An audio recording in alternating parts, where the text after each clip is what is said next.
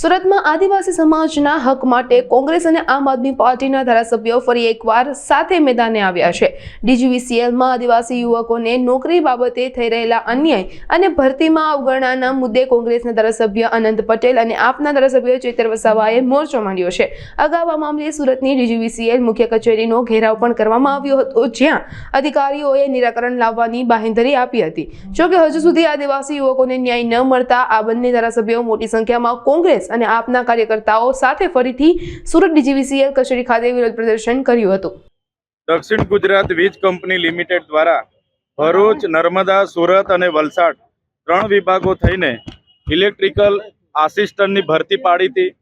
એમણે 22/12/2024 ના રોજ પોલ ટેસ્ટ પણ અહીંયા લીધો હતો અને 19/1/2025 ના રોજ લેખિત પરીક્ષાઓ પણ લીધી।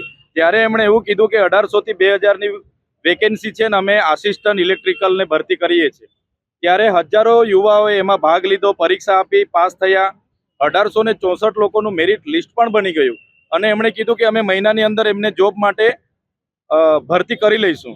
બાદમાં આજે 10 મહિના થઈ ગયા પછી પણ એ લોકોની ભરતી થઈ નથી।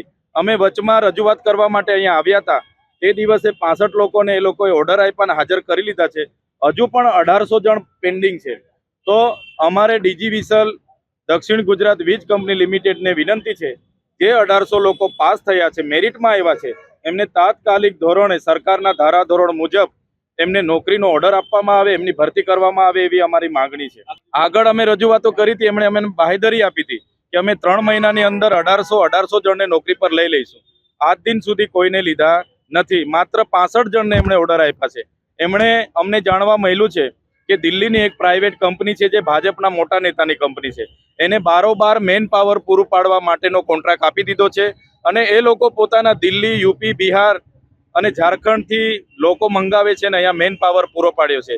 ત્યારે સ્થાનિક લોકોને રોજગારી નહીં મળશે તો અમે સખત શબ્દોમાં વિરોધ કરીશું અને જે લોકો સિલેક્શન થયા છે એમને પણ આજ દિન સુધી એમણે નોકરીમાં હાજર નથી કર્યા, જેનો અમે વિરોધ કરીએ છીએ। જો સમયે આ લોકો નિર્ણય નહીં લેશે તો અમારી આખી સુરતની ટીમ, એ ઉમેદવારો અને અમે બધા સાથે રહીને આવનારી રણનીતિ કઈ રીતના બનાવવાની છે અમે બધા નક્કી કરીશું અને આવનારા દિવસોમાં આનાથી પણ મોટા કાર્યક્રમો અમે આપીશું। હા, વલસાડના પણ ઘણા યુવાનો આ ભરતીમાં પાસ થયા છે અને અનંતભાઈ પણ ગઈ વખતે આવ્યા હતા અને આજે પણ તેઓ આવે છે।